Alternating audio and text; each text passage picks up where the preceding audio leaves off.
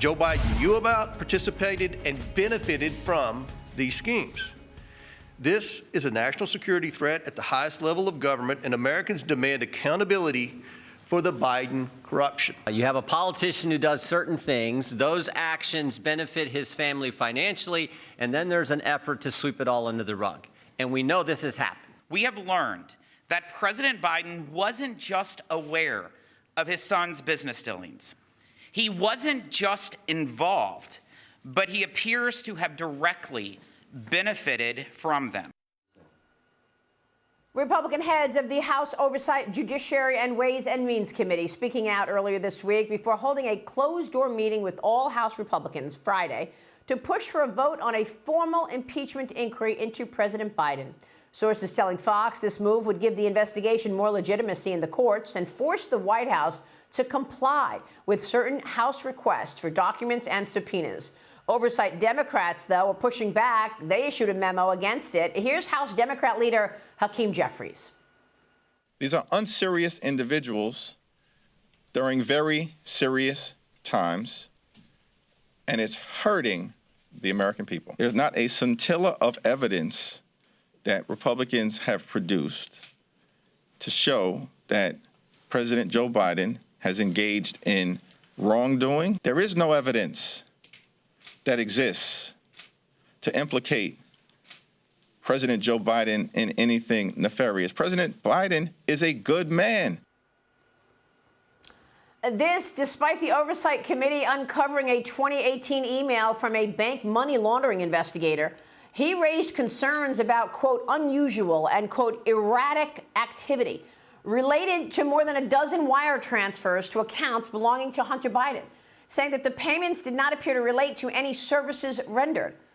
We are hoping to get more insight from James Biden when he testifies to the committee on Wednesday. But first, let's go through it with a member of the House Oversight and House Freedom Caucus Chairman, Scott Perry. Well, it's great to be with you, Maria. And as the bank recognized, this $40,000 that we have traced went from China through the various Biden shell organizations directly to Joe Biden. It went from China to Joe Biden. That is irrefutable at this point. So while Hakeem Jeffries can say there is no evidence, it was clear to the bank. It's clear to the American people. The evidence is there. They can refuse to accept it and acknowledge it all they want, but it's obvious. And the impeachment, the formal impeachment inquiry is coming because as we speak, the White House and the Biden family themselves are refusing to give up the documents needed to complete this investigation, including thousands and tens of thousands of emails between the Biden family,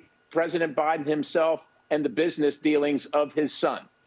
Yeah, no, I understand that. And I've been watching and, reporting on all of the evidence that you all have come out with, from the 176 suspicious activity reports from the major banks, to the witness testimony, to the emails, to now this email from this bank money laundering expert. It's absolutely incredible. It says it right there in the email. But what's to say this doesn't just morph into a he said, she said, and you get no accountability whatsoever? Well, the Democrats are going to, obviously, I think America needs to be prepared for this. They're going to resist this at all counts. They know that President Biden is going to be on the ticket in 2024, and they're just going to continue to deny, which is what they always do, the reality. So Republicans are going to have to be faced with that and deal with that very methodically, very professionally, and present the evidence over time and time again, so that the American people see it, becomes sensitive to it, and that the media can no longer refute it. This is going to be a continual and gradual, steady upbeat and up-tempo in the drumbeat of evidence that continues to come out in regard to Joe Biden's influence peddling and selling of America for personal gain for his family. It is illegal, and it is going to be dealt with.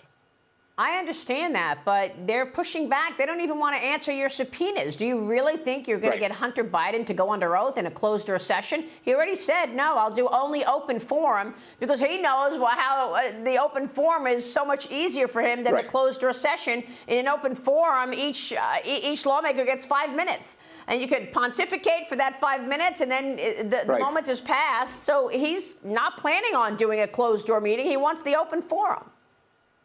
Yeah, Hunter Biden also wasn't planning on the prosecutor or the judge looking at the plea agreement that the Department of Justice put together, the sweetheart deal for him. He wasn't planning on that falling apart either, and now he's likely to have to be accountable for his actions in the past regarding that case.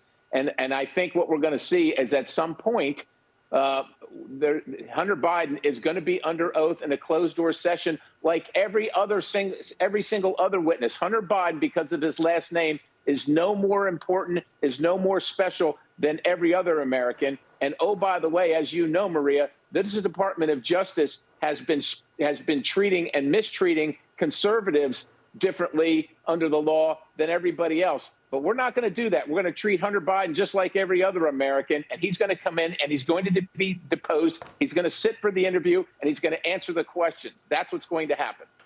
Let me move on and get your take here. On Thursday, the House passed a resolution forcing the Biden administration to permanently freeze $6 billion in Iranian money that it actually opened up to them as part of a prisoner swap earlier this year. You've gotten now 90 Democrats to join you on this, but the lead Democrat on the House Foreign Affairs Committee, Gregory Meeks, says reneging on this deal with Iran is going to hurt U.S. credibility around the world. I mean, this is just unbelievable that we are actually hearing the head Democrat on this talk about freezing money to the #1 state sponsor of terrorism, Iran, is going to hurt U.S. credibility. Well, with all due respect to the ranking member, Mr. Meeks, who I've served with now for a long time, maybe he hasn't had family members killed in service to their country by Iran, or maybe he hasn't had friends or acquaintances or colleagues that have had that happen to him or been dismembered and maimed by the actions of Iran. But I have, and many members serving in Congress have, and certainly many Americans have, and they understand that our credibility is more at stake if we give Iran $6 billion to be used against our Jewish allies and American service members, let alone American civilians, as Iranian terrorists likely have poured across our open southern border. So obviously, Gregory Meeks is playing partisan politics here as opposed to safeguarding the American people and our allies. Unacceptable. It's disgusting, Congressman. And I think the American people are sick and tired of it. We need to be for America. Yeah. We need to stop the theater and be for America. Yeah. Thank you very much. God bless you. We'll be watching your work, certainly. Scott Perry joining us this weekend.